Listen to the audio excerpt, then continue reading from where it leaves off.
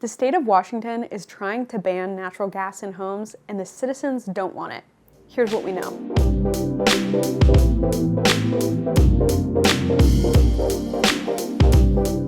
Hey, welcome back to the Living in Vancouver and Camas, Washington channel. I'm your host, Hannah Dubyne, and I'm really glad you're here today because we are talking about a hot button issue in Washington state, and that is natural gas. Natural gas has been at the center of some controversy in Washington state the last couple of years. The high-level overview is that the state does not want, and our state government does not want gas to be available in homes, and in fact, they want to phase it out completely. But many homeowners and residents of Washington want to retain their right to use gas. Quick timeline of this issue. Up until about 2021, in terms of building single-family homes, high-efficiency gas furnaces were touted as the best option for homes, and they were pushed at the state level as very energy efficient, and so that's what was going in homes. Then we had really a change in course the last couple years. March 15th, 2024, we had a new code go into place, SBCC, and it got rid of gas furnaces and said you need to have heat pumps in homes. The basis for this change was energy requirements, right? We want to be more energy efficient. We want to obviously save our citizens money on their monthly bills. And of course, we want to be good stewards of our environment. But it's just a little interesting because the previous, high efficiency gas furnaces they were using, they really weren't that terrible. They really weren't that terrible. So what am I seeing as a realtor right now in new construction communities? We do a lot of new construction business. We help about 20 clients a year build homes. Those new communities, they're not getting gas piped into them. They literally just don't have the hookups. Northwest Natural does not service them. So the developers are not putting gas in. There are some communities where you can still get it piped in because it was in the community, because the community had started soon enough.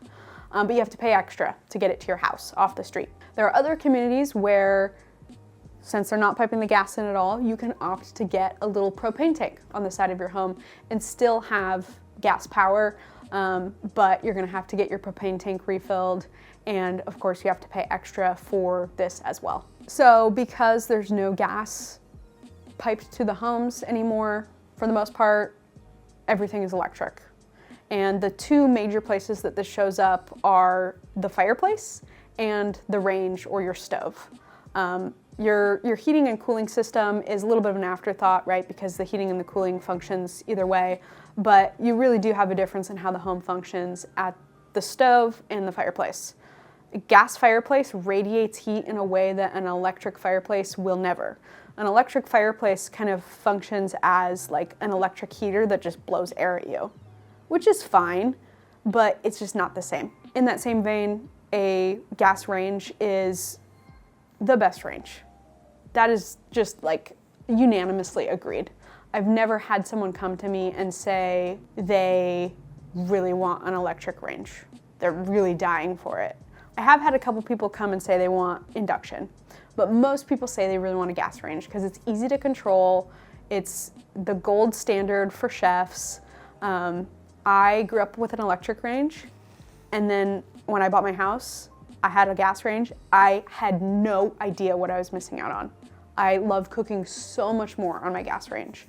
And we do have proper ventilation so that it's, so that it's safe and everything. You need to be safe with natural gas. There are some more safety precautions, but it is so much better having a gas range. In the building and development community, what I'm seeing is this is a very one-sided issue. I'm a part of the Building Industry Association of Clark County, and anyone who's anyone in building development, the trades, real estate, partakes in that group, and it is almost 100% to zero on the gas issue.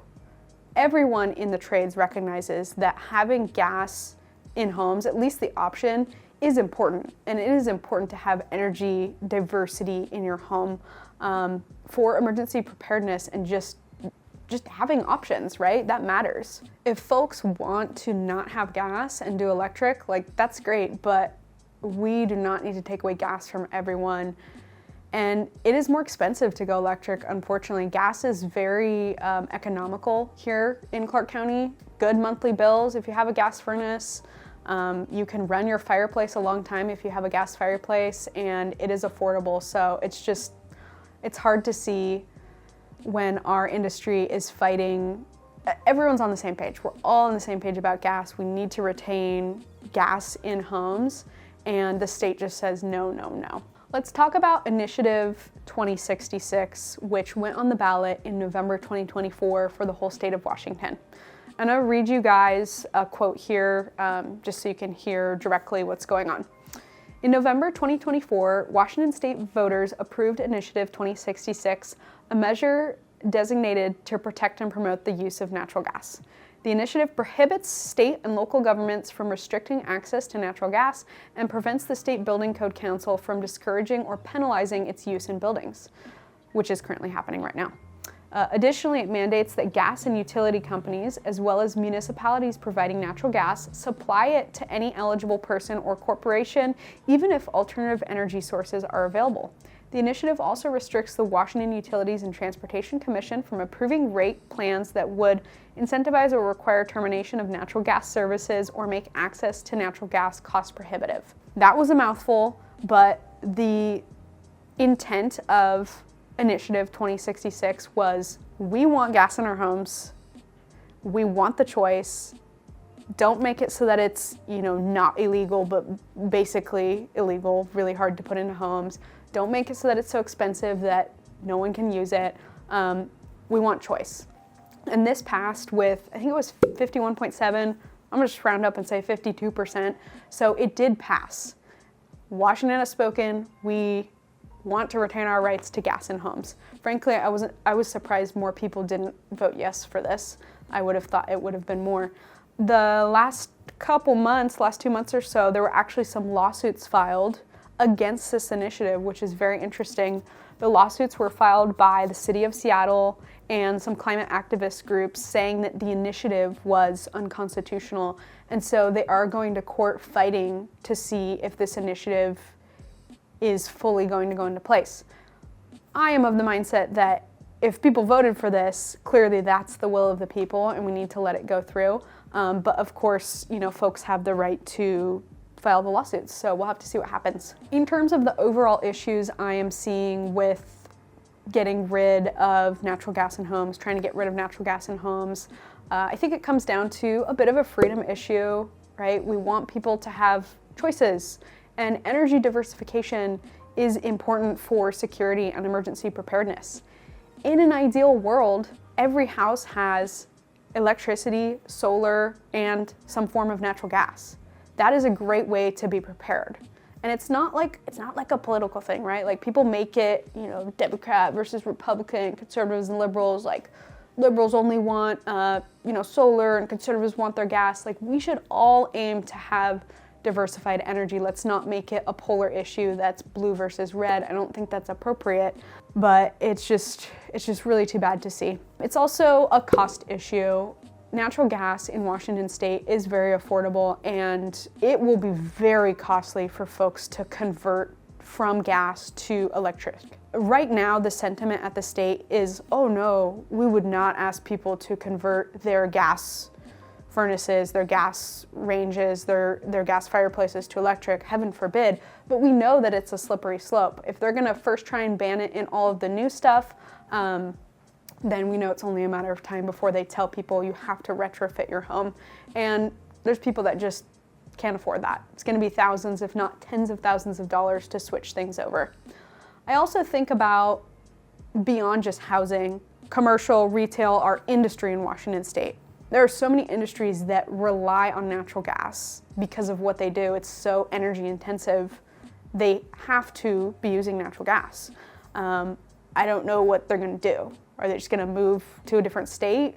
Is the state gonna drive them out? So that is another sector that we really need to consider. As for what's next with the natural gas issue in Washington state, we're in a bit of a holding period right now. Initiative 2066 did pass with more than 50% of the votes in November 2024, but we do have some lawsuits that were filed. Ultimately, we're probably at the mercy of the courts, and we'll have to see what they decide regarding the initiative, and we can only hope that it is a fair outcome. Let us know down below what you think about the natural gas controversy. I'm sure you guys We'll leave some very opinionated comments down there. That's totally fine. Just play nice, say nice things. And of course, if you need help selling or buying a home in Clark County, Washington, Camas, Vancouver, Ridgefield, myself and my team at Dubyne Realty Group, we'd love to serve you. Text us, email us, or DM us, and we can't wait to see you again soon. Bye.